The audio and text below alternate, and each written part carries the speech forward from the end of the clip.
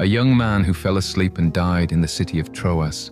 Believers gathered in an upper room to hear Paul teach before his departure. The night stretched on, and Paul, knowing his time was short, spoke at length. Among the listeners was a young man named Eutychus who, weary from the long night, sat by a window. The room was dimly lit, warm from the oil lamps, and as Paul continued, exhaustion overtook Eutychus.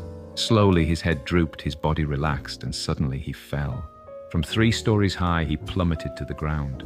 A cry of alarm broke the night's stillness, and the room erupted in chaos. People rushed down in panic, only to find that Eutychus was dead.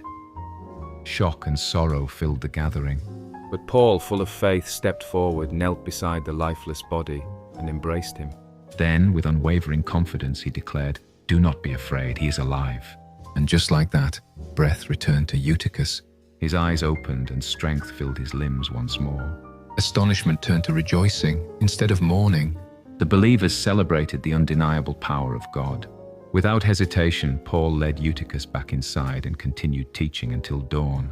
When morning came, the believers took Eutychus home, not in grief, but in joy, strengthened in faith. This story is more than an account of a miracle. It speaks to our own spiritual lives. Like Eutychus, we often grow weary, distracted, and even fall, whether physically, emotionally, or spiritually. Life's struggles pull us away from focus, and at times we find ourselves slipping.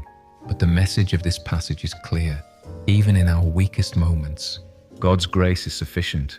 He restores, revives, and calls us back to life. Paul's response is also a lesson for us.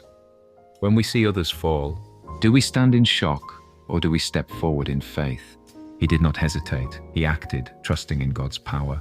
His actions challenge us to do the same, to extend faith and grace to those who stumble. Eutychus' story is a wake-up call, not just for him, but for all of us.